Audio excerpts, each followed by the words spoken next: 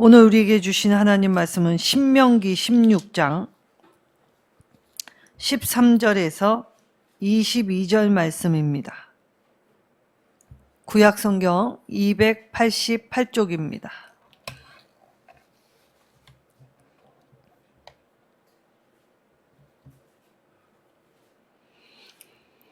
우리 한 절씩 교독하도록 하겠습니다. 너희 타작마당과 포도주 틀에 소출을 거두어 들인 후에 이레 동안 초막절을 지킬 것이요.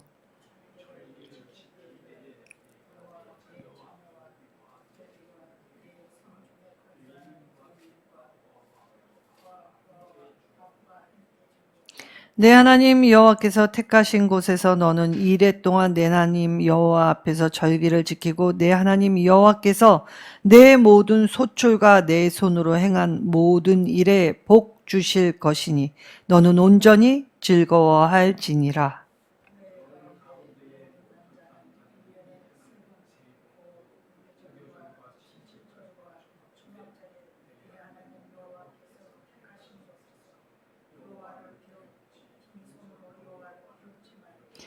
각 사람이 내 하나님 여호와께서 주신 복을 따라 그 힘대로 드릴지니라.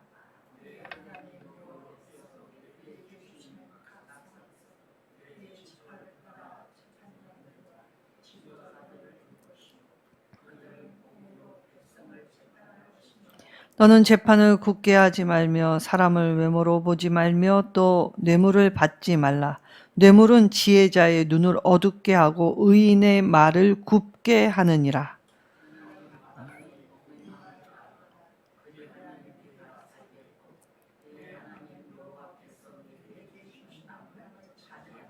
내 하나님 여호와를 위하여 쌓은 제단 곁에 어떤 나무로든지 아세라 상을 세우지 말며 자기를 위하여 주상을 세우지 말라.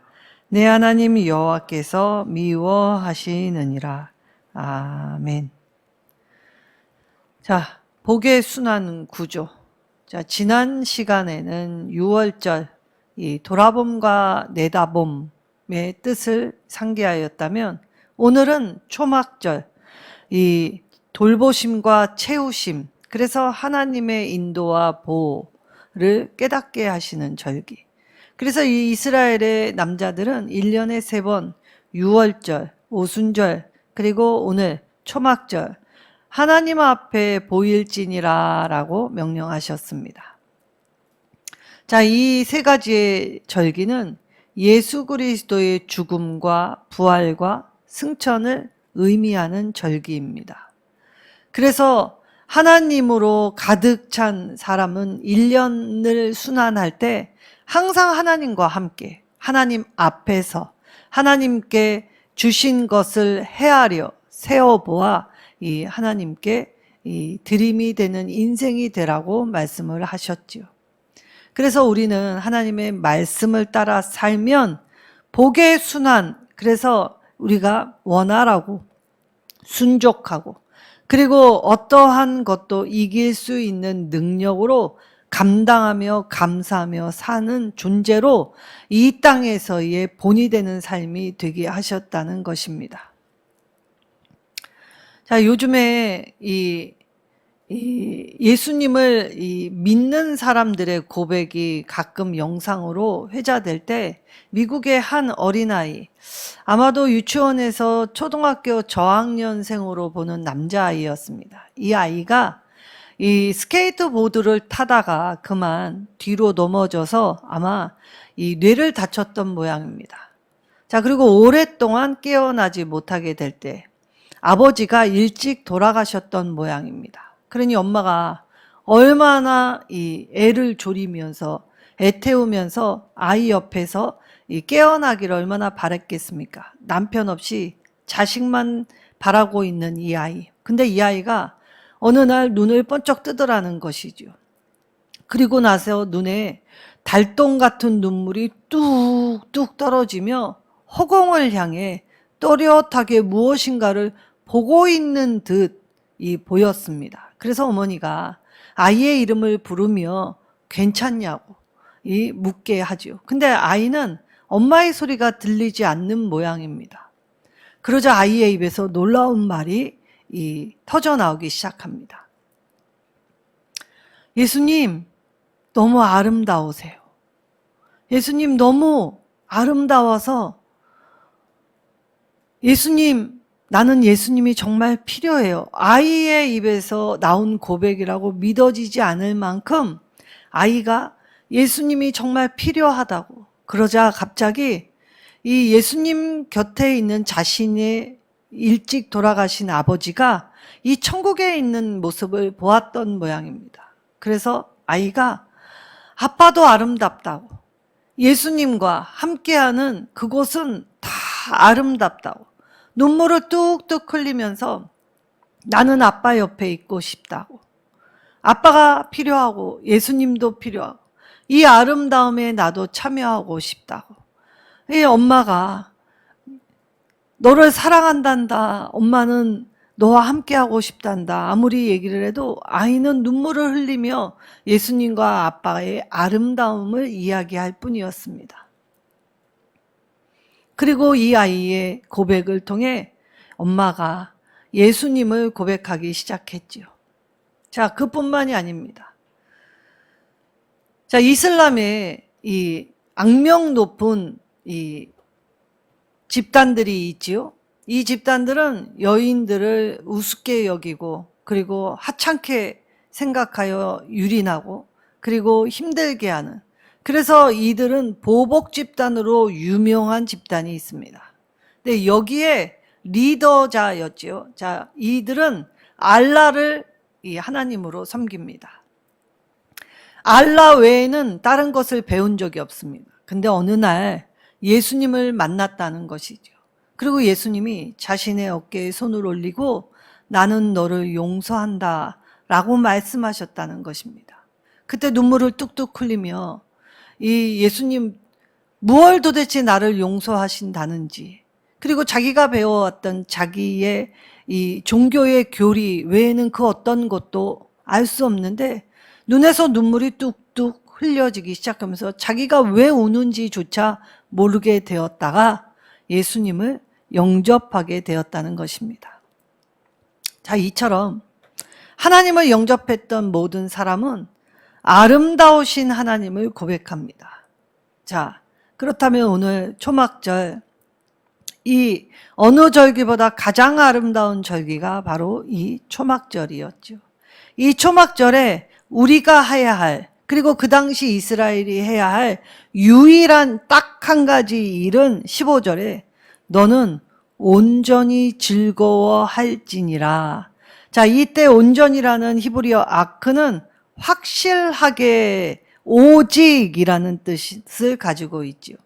그러니까 이스라엘의 3대 절기를 통해서 그들이 해야 하는 일은 하나님 앞에서 즐거워하는 것이다 라는 것입니다.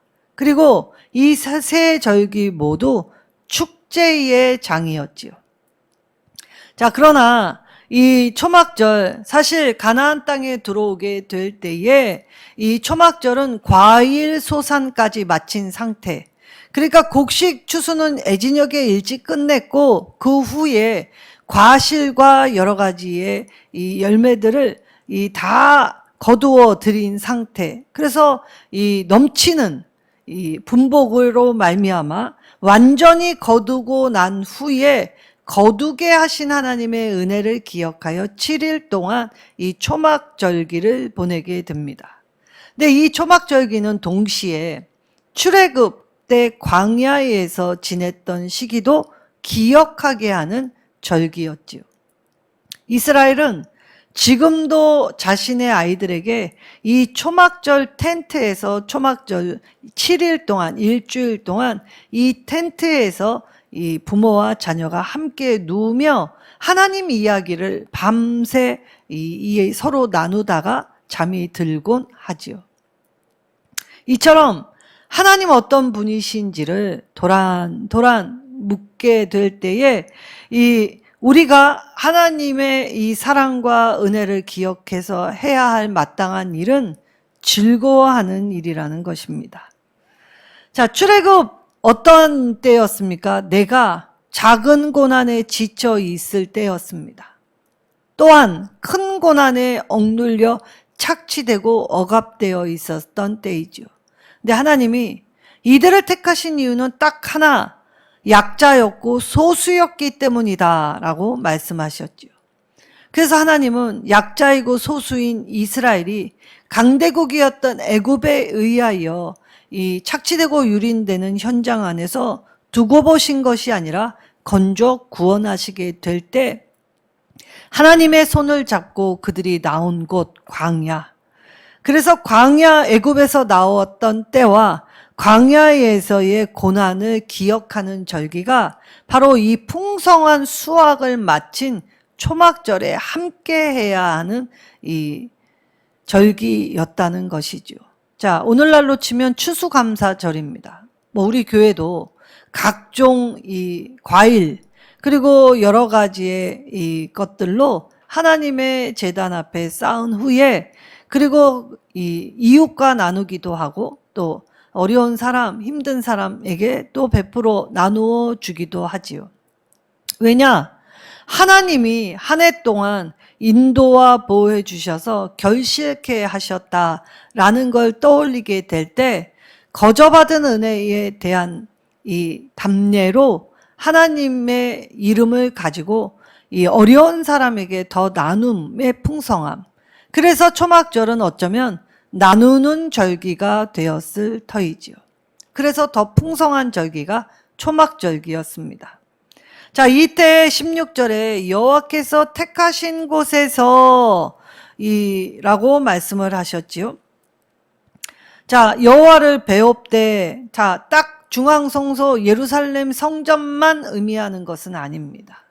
자, 멀어서 올 수 없는 사람. 그런데 비록 중앙성소는 아닐지라도 하나님이 지정하신 곳, 택하신 곳에서 예배를 드려야 하지요.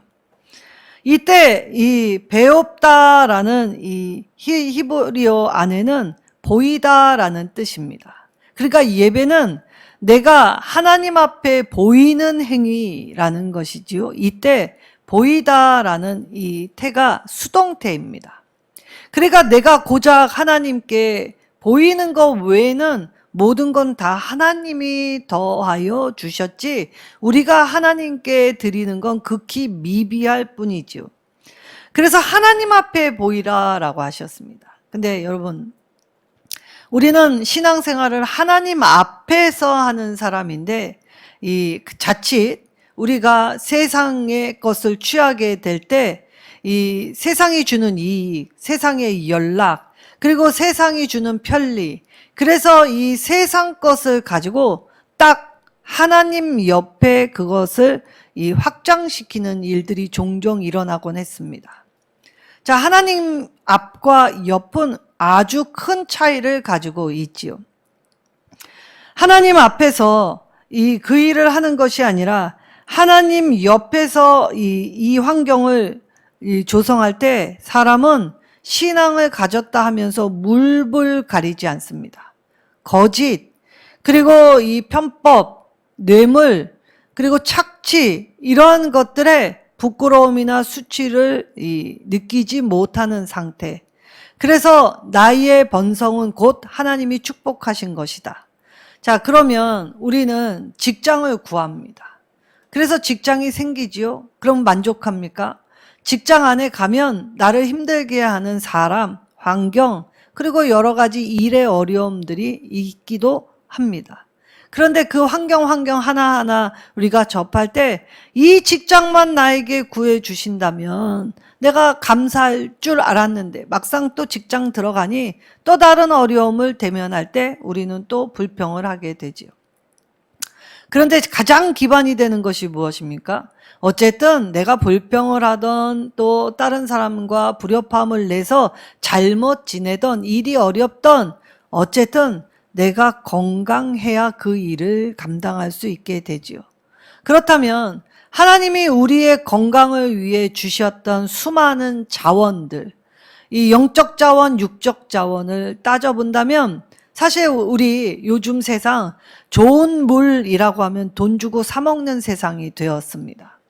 우리나라도 요즘 물 부족 국가가 되었다라고 분류하지만 사실 우리의 실생활에서 얼마나 물을 펑펑 씁니까? 설거지할 때, 빨래할 때, 샤워할 때, 우리가 필요로 할 때 물을 틀면 여기저기서, 그것도 우리는 공공시설 안에서 돈 내고 쓰지 않습니다. 근데 우리가 해외여행 가다 보면 대부분의 많은 나라에서는 돈을 지불해야만 공공시설의 것들을 사용할 수 있게 되지요. 근데 우리나라 얼마나 좋은 나라입니까? 공공시설 안에 돈 받지 않습니다. 화장실 어디나 다 열려 있습니다. 휴게소 가면 화장실 더 잘 짓습니다. 그리고 거기에서 손 씻을 때 누구 하나 탓하지 않지요. 적게 써라 말하지 않습니다. 우리나라처럼 이렇게 좋은 것 주는 나라가 별로 없습니다. 외국에 가다 보면 물 한 병도 돈 주고 사 먹어야 하죠. 근데 우리나라는 인심도 좋습니다. 물도 공짜로 줍니다. 자, 하나님이 우리에게 물을 공짜로 주셨습니다. 공기는 더할 나위 없이 우리가 숨 쉬고 생명을 유지할 수 있게 주셨지요. 근데 이것에 대한 감사가 있습니까? 우리가 질병에 걸려 숨을 편안하게 못 쉬게 될 그때야 비로소 내가 일상의 삶에서 말하고 먹고 움직일 수 있는 그 숨쉼이 하나님의 은혜였다는 걸 잃고 나면 알을까? 우리가 대부분은 그것에 대한 감사가 없습니다. 자, 하나님은 우리에게 필요한 것들은 모든 것들 중에 다 좋은 것, 그리고 풍부하게 우리에게 베풀어 주셨지요. 그러니까 우리가 무엇을 구하기 이전에 하나님이 나에게 주셨다는 것을 인지하지 못한다면 감사는 절대로 나올 수 없는 것입니다. 그래서 하나님 앞에 우리가 특별히 이 하나님의 축제에 참여하려면 제일 먼저 해야 하는 것은 이 모든 것이 주께로부터 왔다는 고백입니다. 내 생명도, 내 건강도, 내 환경도, 그리고 내가 일할 수 있는 것도, 내가 또 도울 만한 사람을 만난 것도 다 하나님이 나에게 주신 것이죠. 그래서 오늘 17절에 네가 힘 닿는 대로 하나님께 드릴지니라 라고 말씀하셨습니다. 자, 이때 이 드릴지니라라는 히브리어 안에는 네 손의 선물을 따라, 그러니까 하나님이 우리에게 거저 주신 선물, 그것을 곧 우리는 은혜라고 하지요. 자, 그 은혜로 하나님이 우리에게 풍족히 베풀어 주셨기 때문에 우리가 이 하나님의 축제에 참여할 때 빈손 들고 나오지 말라라고 하셨지요. 하나님이 주신 선물 거저 받았기 때문에 다시 하나님께 돌려드리라는 의미입니다. 자, 사람의 손으로 수고한 것. 자, 아담은 하나님 앞에 범죄하였습니다. 그리고 하나님이 딱 한 가지, 선악과 먹지 말라라고 한 명령을 어기게 될 때 아담이 하나님께 받은 이 죄에 따른 벌이 무엇이었습니까? 이제 땅은 너에게 소산을 내어주지 않을 것이다. 너는 땀 흘려서 가꿔서 일궈서 내 입에 먹을 거리를 삼아야 한다. 그 말은 바꾸어 얘기하면 이전까지는 하나님이 거저 주신 것이었다는 것이죠. 그리고 마음껏 먹었습니다. 거기 돈 받거나 어떠한 것도 있지 않았지요. 그런데 잃어버리고 나니까 자, 땀 흘리는 것, 애쓰고 수고로워해야 하니까 피곤한 일이죠. 그런데 그것도 하나님의 벌이라고 할 수 없습니다. 왜냐? 땀 흘린 만큼 거두어 드릴 수 있는 것도 은혜이죠. 근데 정말 괴로운 건 무엇입니까? 내가 누구보다 애쓰며 땀 흘렸는데 아무것도 수확이 없는 상태. 그렇다면 그것은 허무한 인생이 될 수밖에 없지요. 그러니까 아담에게 주신 징벌 안에도 하나님의 사랑은 담겨 있었습니다. 그리고 오늘 우리의 삶에서 땀 흘려 일하는 것만큼 큰 분복이 없게 되지요. 그래서 하나님의 택하신 곳 앞에서 내가 하나님께 보이는 행위는 바로 예배라는 것이죠. 이때에 하나님의 말씀하신 곳에서 이 일을 할 때 오늘 특이하게 이 본문 안에는 세 부분으로 나뉘어져 있습니다. 이 초막적 절기의 의미와 함께 이 18절에서 20절 재판, 우리의 일상의 삶에서 사사로운 일들이 발생하게 될 때에 이 공동체의 질서를 유지하기 위해 이 재판에 관한 법을 말씀하시고, 그 다음에 21절에서 22절에는 하나님을 섬긴다는 명목하에 이 하나님을 이용하는 일로 주상을 세우지 말라라고 말씀하셨지요. 자, 그러면 이것이 각각 따로 노는 것이냐라고 하면 그렇지 않다는 것입니다.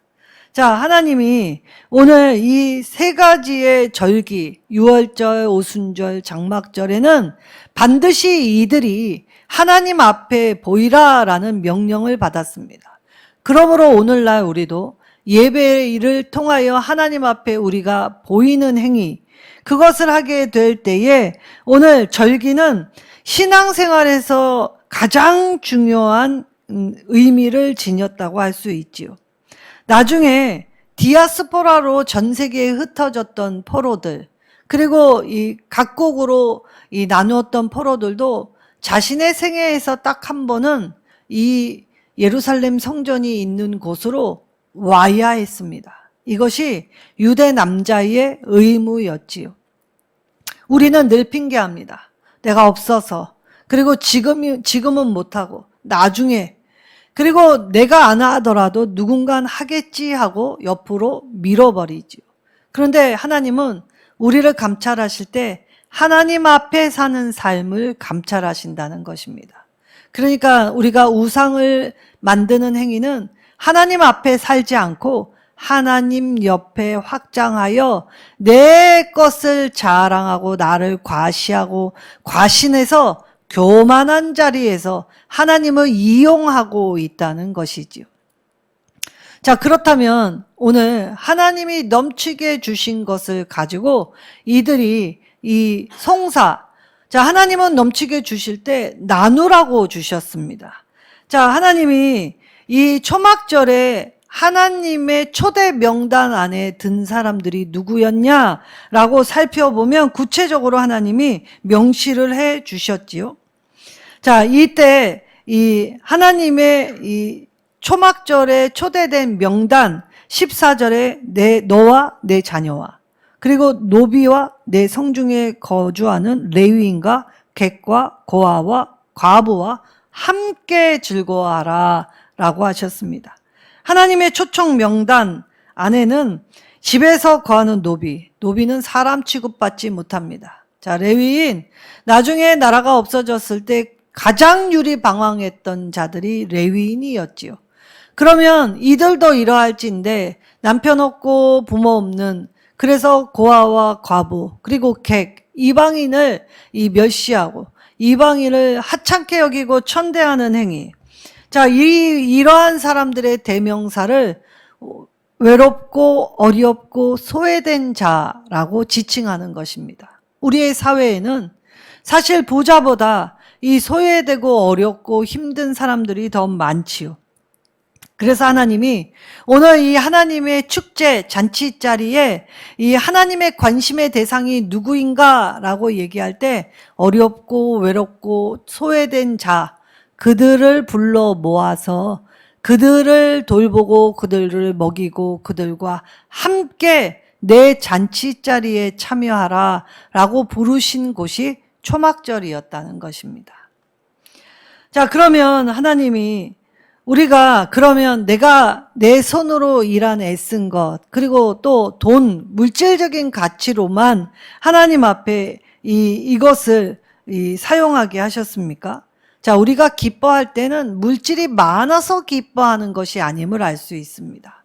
그러니까 하나님의 잔치에 참여하는 사람은 물질이 없어도, 그래서 이 초막절에 담긴 이 하나님의 뜻이 무엇이었습니까? 자, 하나님의 뜻은 절기, 하나님께 보이는 행위, 예배의 행위, 집중하는 것과 함께 약자를 돌아보는 기회로 삼으라는 것이었지요.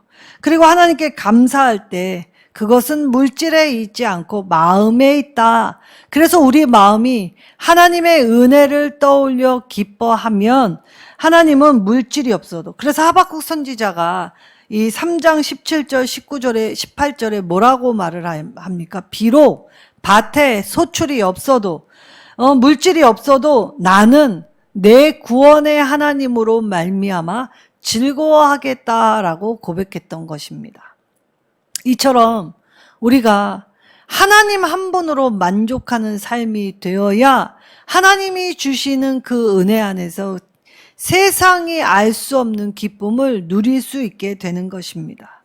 자, 그러나 우리가 다 함께 모여 드리는 이 예배 안에는 너무나 다른 사람들이 함께 모여 있습니다. 자, 그러다 보면 이 생각지 않은 불협화음들이 늘 일어나기 마련이지요.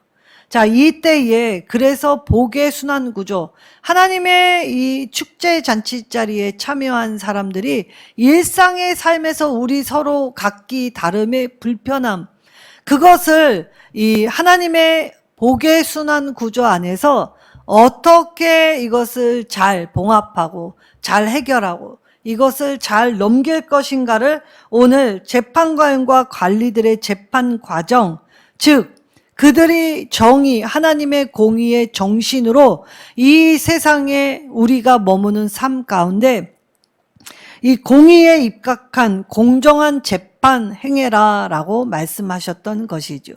자, 이때에 이 지방재판소가 있었습니다.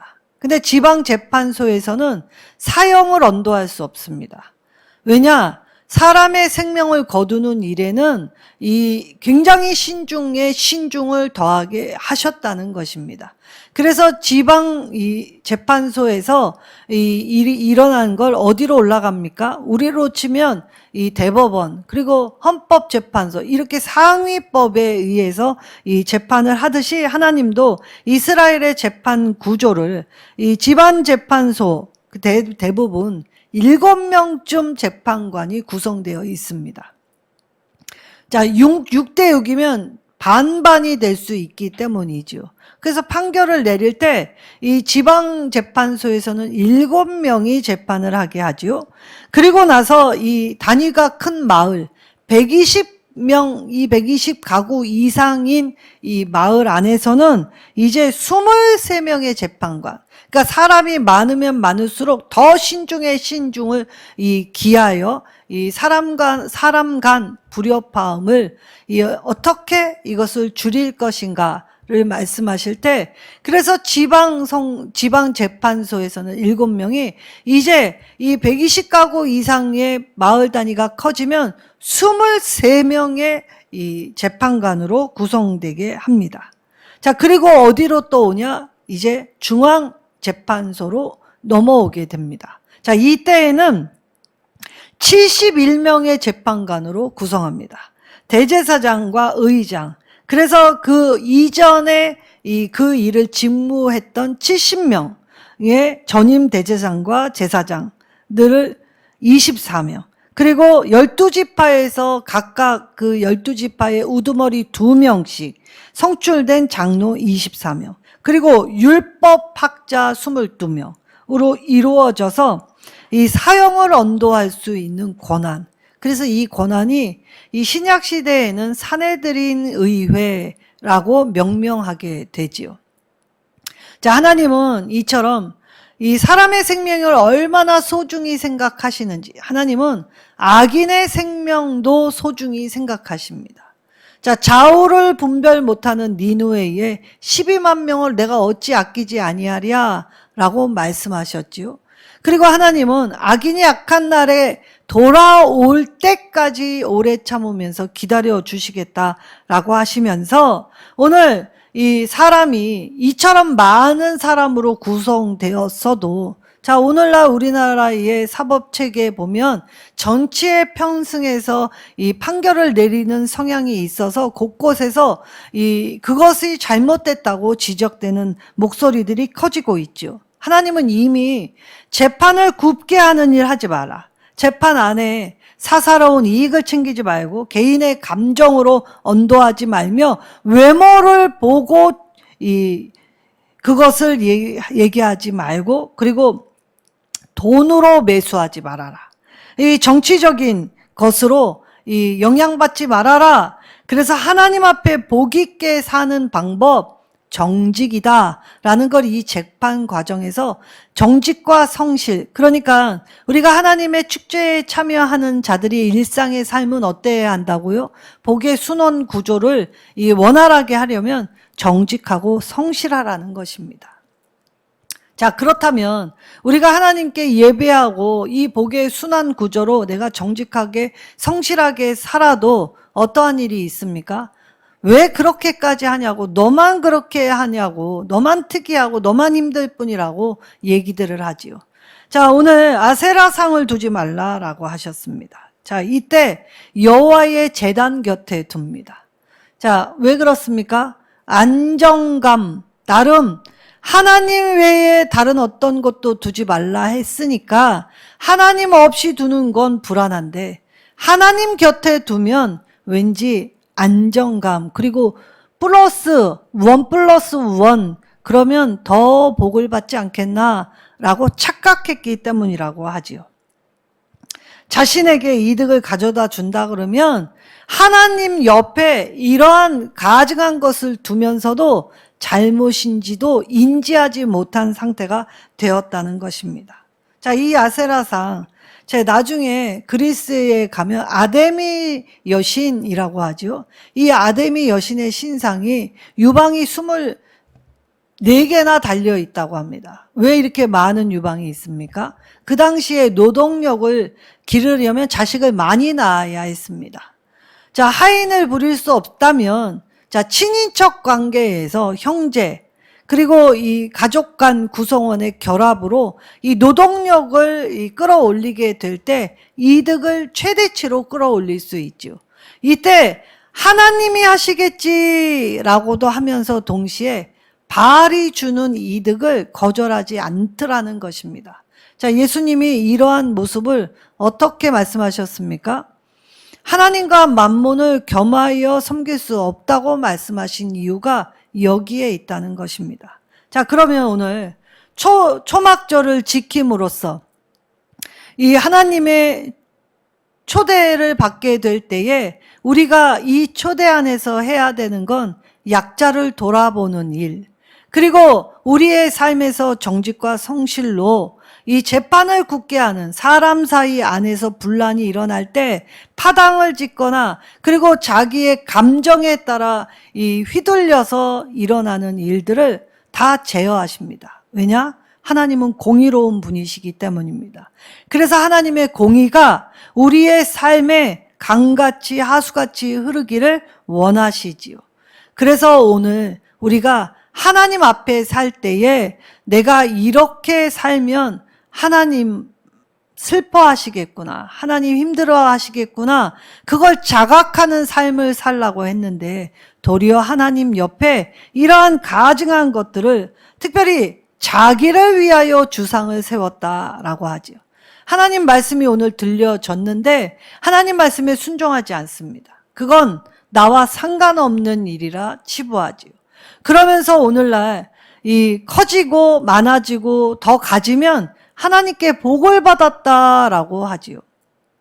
그런데 우리가 시쳇말로 돼지는 잡기 전에 뭐부터 찌웁니까? 돼지는 잡기 전에 살 찌웁니다.